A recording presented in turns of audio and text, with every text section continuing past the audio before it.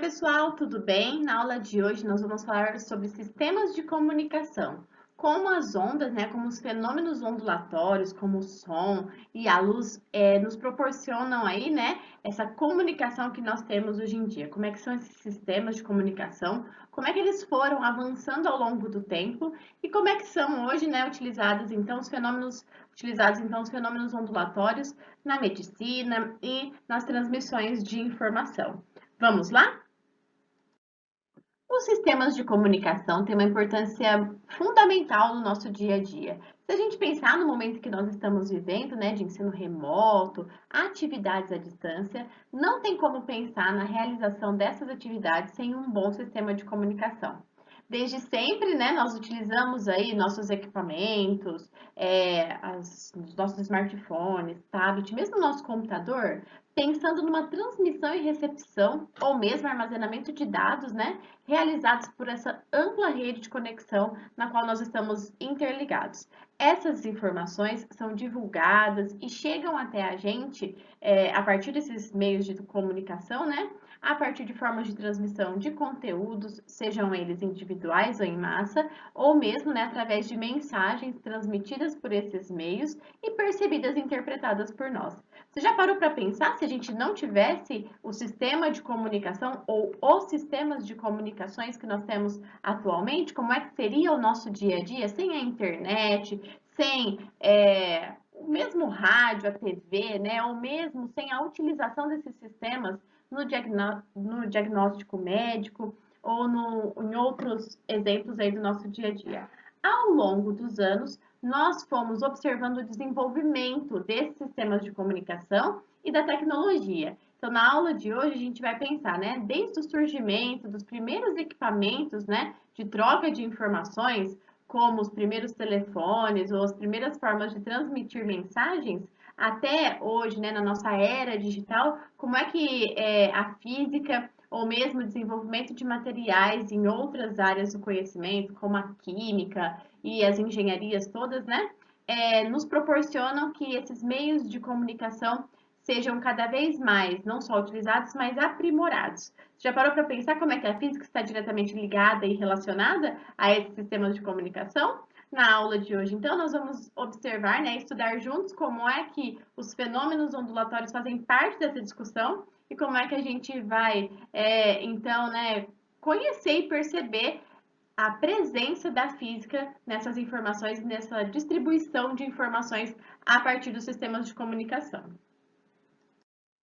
A comunicação antigamente era feita através de cartas. Imagina hoje você depender, né, aí da entrega de uma mensagem por carta ou mesmo, né, um telegrama. Quanto tempo vai demorar para você transmitir uma mensagem, né? Mas era como se fazia antigamente. Em meados do século XVIII surgiram as primeiras formas de comunicação a partir do telégrafo. Olha a imagem aí do telégrafo, né? Foi um dos primeiros equipamentos a transmitir um tipo de informação por pulsos elétricos. Ele emitia sinais, né, que eram códigos a longas distâncias. Quando a gente pensa nesses códigos, né, houve-se aí a necessidade de transformar esses códigos para um código relacionado às letras do alfabeto, e quem fez isso pela primeira vez foi o Samuel Morse. Ele criou em 1835 um código que ficou conhecido como Código Morse. Ele relacionava os símbolos, né, aí obtidos pelos pulsos transmitidos, né, com as letras do alfabeto, assim como está na imagem aí do código Morse, né, como é que esses pulsos aí ou essas marcações eram passados depois, né, para letras e decodificados. Mas já pensou aí, né, a dificuldade de não conseguir se transmitir uma mensagem falada? Essa transmissão de mensagens faladas só foi possível com o desenvolvimento aí do telefone.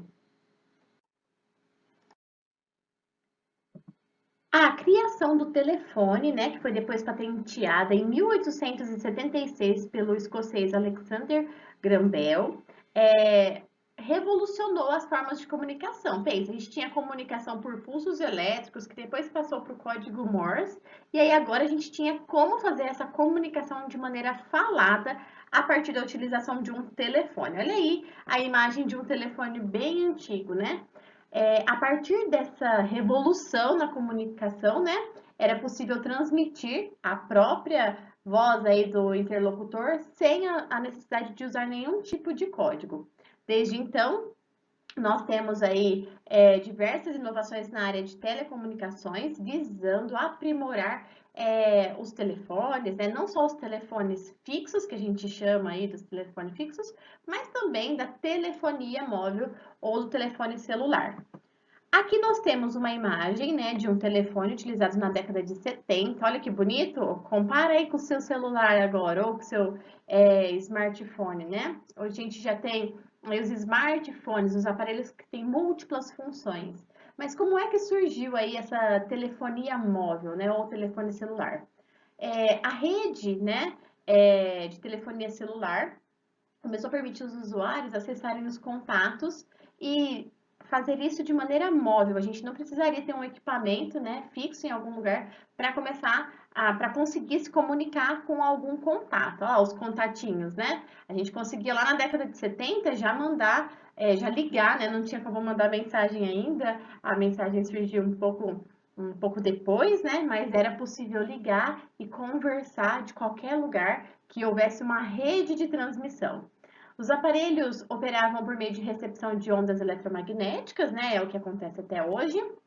E se a gente tivesse aí, né, numa região onde pudesse ter a propagação dessas ondas, havia um bom sinal de comunicação. É que é o que a gente falou já, o meu celular está com sinal, né? Então, quando a gente observa aí, né, esse espectro eletromagnético na faixa lá dos micro-ondas, ele permite ligações telefônicas, troca e armazenamento de informações, além de acesso à internet, que é tudo que a gente consegue fazer hoje, né, com o nosso smartphone, com os nossos equipamentos aí que têm múltiplas funções. Isso é possível porque essas ondas são transmitidas por satélites para uma central de telefonia, que é equipada com grandes antenas captadoras e recebem essas ondas e enviam para os aparelhos conectados entre si numa chamada telefônica, por exemplo, ou mesmo nos equipamentos que estão conectados. Aqui nós temos o telefone antigo, né? Um dos primeiros telefones a serem desenvolvidos lá com a patente do Graham Bell. Depois a gente tem um telefone celular da década de 70 e por que não, né? Um dos últimos modelos aí de iPhone, que é o tipo de equipamento que é mais comentado na nossa atualidade, né? Outros equipamentos bastante importantes na comunicação são o rádio e a TV. Eles são não só importantes nessa forma da gente se comunicar, né, mas também para entretenimento, informação. Nós podemos ter aí acesso, né, em qualquer lugar, em casa, no carro, no trabalho, e esses aparelhos são muito versáteis, né? A gente tem desde os equipamentos portáteis, né, do carro, ou mesmo os aparelhos mais antigos, né? Hoje, se a gente pensar em TV, elas estão cada vez mais evoluídas, né, no sentido de imagem, na qualidade da imagem e mais próximas aí da realidade, né? Se a gente pensar como são transmitidas as ondas de rádio, nós temos aí ondas que são eletromagnéticas, né? Não que o som seja uma onda eletromagnética, não é isso. A onda formada para a transmissão da informação que vem lá, né, da estação de rádio é uma onda eletromagnética. Ela pode ser transmitida de duas formas, a sua propagação, né? Ou o nosso emissor é um emissor AM, que é amplitude modulada, a gente vai mexer na amplitude da onda ali, né? As ondas transmitidas em emissoras AM, elas têm frequência em torno de 535 kHz a 1.600 kHz, 1.605 kHz. É uma alta frequência, isso faz com que ela tenha bastante alcance, né? Dá pra gente perceber aí uma rádio AM que esteja distante da gente, por exemplo, mas faz com que tenha muita interferência. Então, qualquer outra fonte de radiação eletromagnética pode causar uma grande interferência, por isso que a gente escuta muitas vezes quando está sintonizando ali, né? Quando a gente faz esse mecanismo de sintonizar, a gente está ajustando a frequência para a emissora que a gente quer pegar a transmissão, né? Que a gente quer ouvir. Então, quando a gente está ajustando a nossa o nosso rádio lá, né, fazendo esse ajuste de frequência, nós estamos pensando aí em ajustar a frequência para escutar a rádio que nós queremos. E muitas vezes a gente percebe que quando cai numa faixa M, tem muita interferência, né? Tem chiados e tudo mais. Uma emissora FM, esse FM significa frequência modulada. A frequência dessa rádio é mais baixa, então o alcance dela é menor, mas ela sofre menos interferência de ondas externas. Então a frequência fica entre 88 MHz e 180 MHz, e a gente tem aí, né, que cada emissora de rádio vai ter a sua frequência. Então, quando a gente ajusta a frequência, né, tem uma frequência específica. Quando a gente ajusta a frequência dessa rádio, a gente consegue, né, então, captar as ondas emitidas por essa rádio, né, a transmissão de uma determinada rádio, e consegue ouvir a transmissão da rádio. Essas ondas, elas são transmitidas de um ponto a outro do globo por meio de repetidas reflexões que vão acontecer lá na ionosfera. Então, quando a gente observa aí, né, tem uma torre emissora, eu tenho uma torre receptora, e a gente vai ver essas reflexões das ondas eletromagnéticas que são geradas aí por essas emissoras de rádio, né, sendo refletidas na ionosfera. Assim como ocorre nas emissoras de rádio, em algumas operadoras de TV, nós também temos aí as transmissões de imagens e sons por ondas eletromagnéticas. Cada canal tem a sua própria frequência. Aí a gente tem também, né, essa questão, nesse caso, se ela se assemelhar às emissoras de rádio, né, a transmissão são por micro-ondas mediante as satélites. Ou a gente também pode ter as operadoras de TV que vão transmitir aí as informações via cabo, como as TVs por assinatura.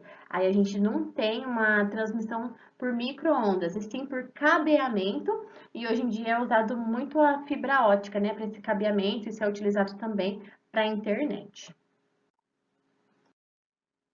Então, aqui, né, tem o nosso resuminho.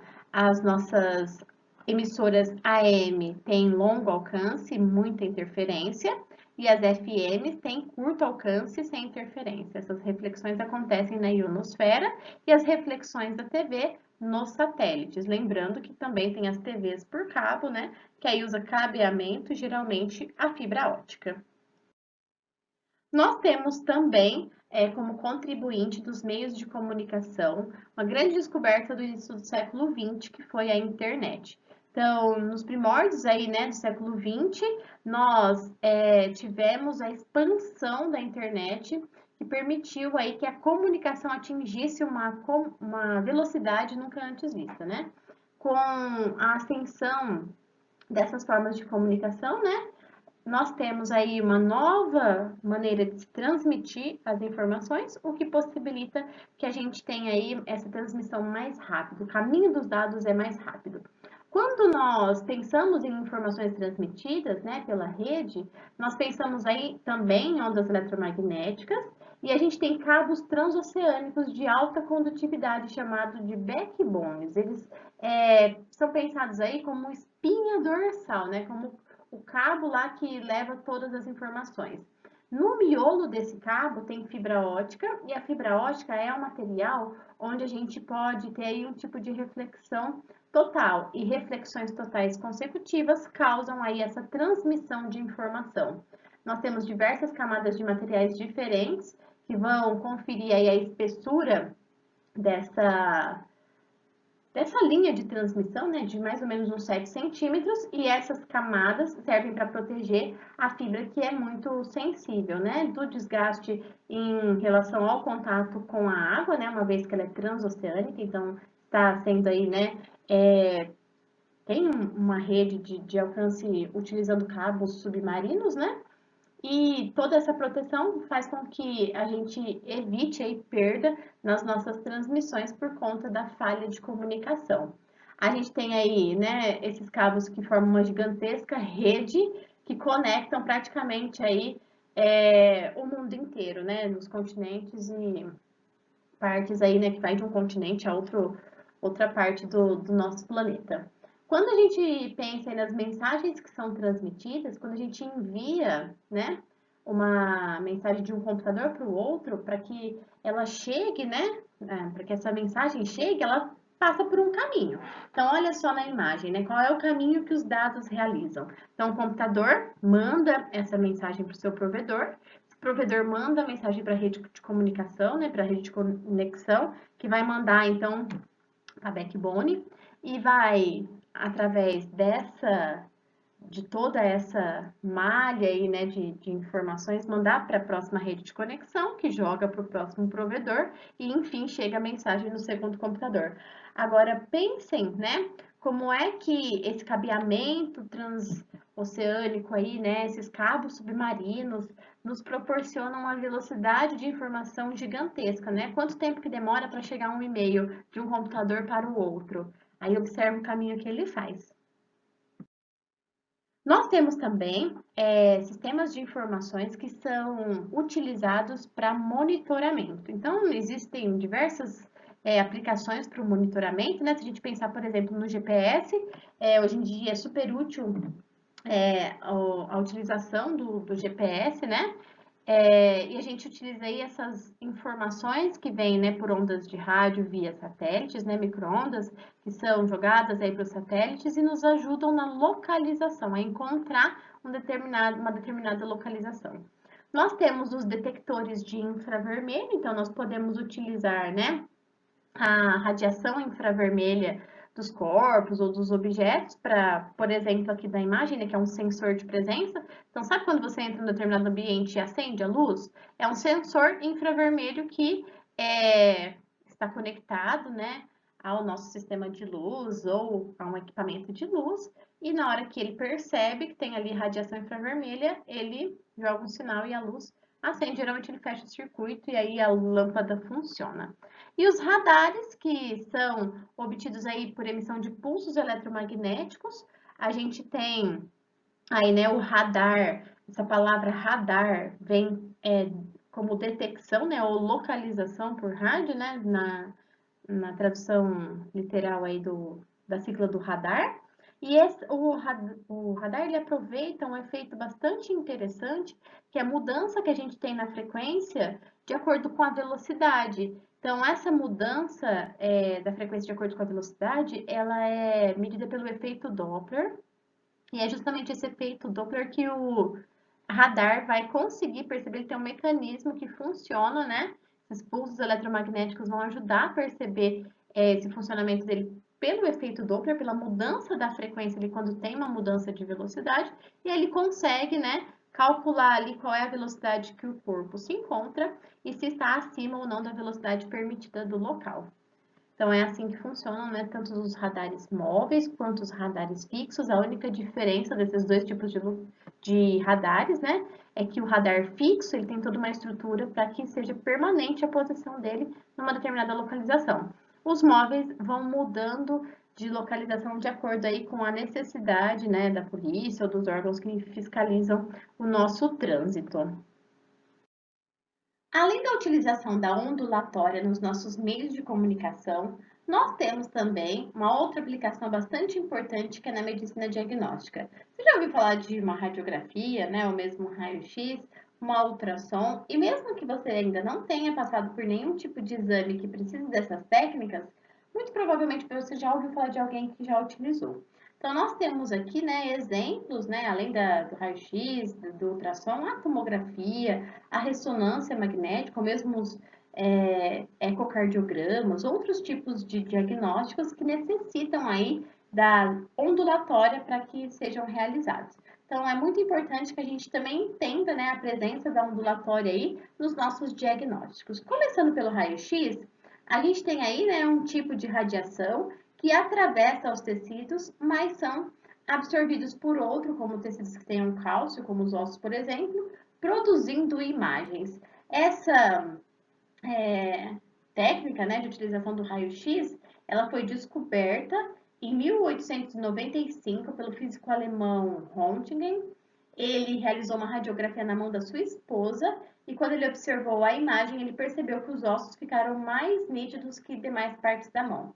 A partir desse momento, nós tínhamos ali, né, um prato cheio para os diagnósticos médicos, né, relacionados aí com a parte de ortopedia e análise óssea, né? Ele percebeu, né, a partir dessa observação, essa aplicabilidade, e desde então a gente tem aí a utilização dos raios-x. A gente tem aí, né, nesses raios-x, uma grande quantidade de energia e eles são capazes de atravessar diferentes materiais.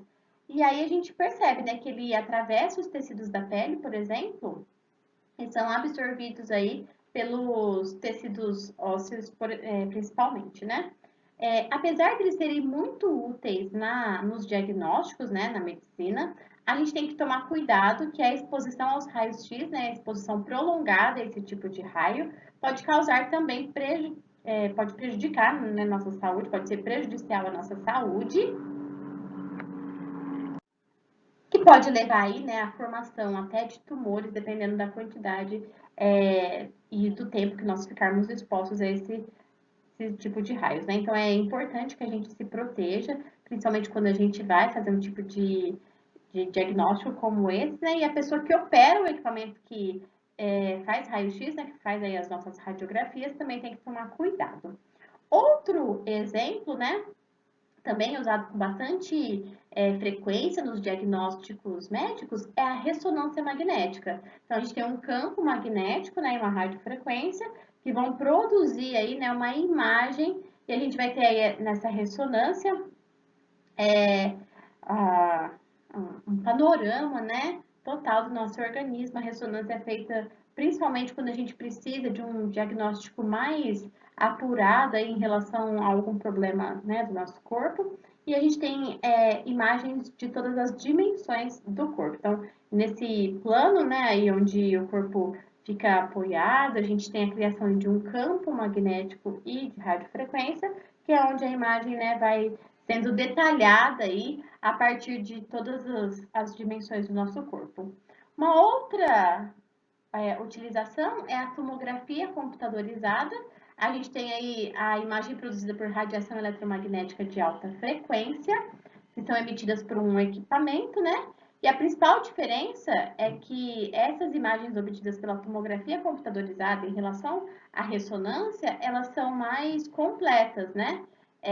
A gente tem nas duas imagens tridimensionais, mas a gente tem aí uma imagem mais completa na tomografia computadorizada. Diferente do raio-x, por exemplo, que é unidimensional, né? A gente está ali observando, né, uma única dimensão do nosso corpo. E por fim, as ultrassonografias, a gente sabe que o ultrassom são ondas sonoras, né, ou mecânicas, que têm aí frequências diferentes do que nós percebemos, né? O ouvido humano percebe até 20.000 Hz, o ultrassom está acima disso, e aí a gente vai com essa frequência muito alta, né? Produzir aí essa onda vai penetrar pelo corpo, vai incidir nos órgãos e vai ser refletida aí de diferentes maneiras e frequências, dependendo da estrutura que a gente encontrar. Então, a gente vai ter aí uma ecolocalização em relação a esse ultrassom, né? Essas ondas também podem ser produzidas por animais, né? Os ultrassons ou os infrassons, que são abaixo de 20 Hz, e também podem estar aí, né, associados às localizações desses animais, né, como o morcego, por exemplo. Então, aqui nós temos exemplos, né? Aqui as radiografias, o equipamento de ressonância magnética, ou mesmo o equipamento de ultrassonografia, né? Que funciona aí com a ultrassom caminhando pelos órgãos e emitindo aí, né? Diferentes sinais em relação às estruturas dos órgãos observados, né? E uma coisa bastante interessante, ó. Quando a gente utiliza o ultrassom, pelo som ser uma onda mecânica, ele precisa de um meio material para se propagar. Por isso que muitas vezes quando você vai fazer um ultrassom, né, é preciso que você esteja aí com a bexiga completamente cheia de líquido. Aí o médico fala, olha, bebe bastante líquido, mas não faça xixi, porque o ar, né, lá da bexiga pode atrapalhar na utilização do ultrassom. O meio, né, aquoso, ali, a quantidade de líquido que a gente tem na bexiga facilita a propagação aí da onda do ultrassom. E nós vamos finalizar as aplicações aí das nossas ondas, né, ou dessa área de ondulatória do nosso dia a dia. A gente vai finalizar pensando nos tratamentos médicos. Então, nós temos tratamentos que utilizam diferentes tipos de onda. Primeiro que nós vamos ver são os raios infravermelhos, né? A gente sabe que esses raios apresentam propriedades térmicas e eles são muito utilizados em tratamentos fisioterápicos, né? Então, onde a gente precisa ali, né, modificar a temperatura da região para depois começar a trabalhar, né, com a musculatura ou mesmo com a reabilitação de alguma parte do corpo, esses raios infravermelhos podem ser utilizados. Outro tipo de onda que nós podemos utilizar são os raios gama, são ondas eletromagnéticas que vêm provenientes aí de elementos radioativos, né, que transportam grande quantidade de energia. Como essas ondas, né, por conta da radiação, podem ser prejudiciais aos organismos vivos, esses raios geralmente são utilizados para esterilizar equipamentos, materiais ou mesmo alimentos aí, né? Eles conseguem exterminar os micro-organismos, eliminando aí, né, possíveis micro-organismos que poderiam ser prejudiciais ao nosso organismo, né? Então, são utilizados na parte de esterilização. O laser, que é muito utilizado aí, né? A gente tem aí nesse laser essa ampliação da luz por meio estimulada de radiação. Ele foi desenvolvido em 1960 pelo Maimon e ele é utilizado em diversas áreas. A gente pode pensar aí, né, na área médica, em cirurgias corretivas, ou mesmo na parte estética, né, nas depilações da laser. E a gente tem aí também presente no nosso dia a dia, não só na medicina, né, mas no geral aí, identificação de código de barras, né, e cortes de materiais. E por fim, os raios ultravioleta. A radiação ultravioleta, né, ela tem a capacidade de penetrar na nossa pele, mas ela pode causar danos irreversíveis, né? Então a gente tem que tomar um pouquinho de cuidado com essa radiação. Nós temos três tipos de radiação ultravioleta: UVA, UVB e UVC. Se você prestar atenção no seu protetor solar, ele vai falar contra qual tipo de radiação, né, ele consegue bloquear aí, né? Qual tipo de radiação ele consegue bloquear. Essas três são produzidas pelo Sol. Nós temos aí, né, duas que atingem a Terra, né, o UVA e o UVB. A UVC é completamente absorvida pela camada de ozônio, então tá aí também a importância da nossa camada de ozônio, né? E essa quantidade de raios ultravioletas que entram, né, de radiação ultravioleta que entram na forma de UVA e UVB, a nossa pele, né, ela consegue absorver uma boa parte desses raios, então é essencial o uso de protetor solar, roupa, chapéu, ao frequentar lugares com alta incidência, principalmente nesse momento que nós estamos agora, de uma primavera bem quente, né, de alta incidência solar, então é preciso tomar cuidado. É claro que a radiação UV é importante, né, não só na síntese de vitamina D, como também a manutenção do nosso corpo, mas nós precisamos de uma exposição a esse tipo de radiação, esse tipo de onda, né, que é uma onda eletromagnética. Nós precisamos aí de cuidado ao nos expormos a esse tipo de radiação, certo? Então, tomem cuidado direitinho aí com a exposição ao sol. Se você for utilizar, né, piscina ou algum, né, vai tomar um sol aqui no quintalzinho de casa, não faça isso em lugares que tem aglomeração neste momento, por favor.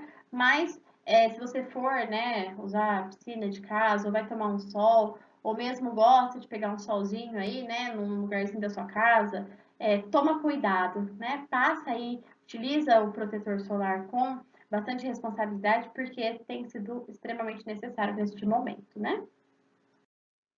Pessoal, na aula de hoje nós vimos as aplicações da ondulatória nos sistemas de comunicação e também na medicina. Os conceitos desta aula estão lá nas páginas 94 a 106 e eu vou deixar os exercícios de 1 a 12 lá das atividades que estão nas páginas 107 a 109.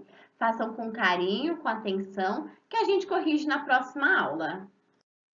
Um beijo, bons estudos. E aqui eu vou deixar uma tirinha bem engraçada, né? Já que a gente está pensando em comunicação, não é porque a internet, os smartphones são coisas aí, né? Mais tecnológicas nova geração, que as vovós também não sabem ali bloquear ou falar pra gente, ó, nessa fase aqui não pode vir visitar não, tá bom?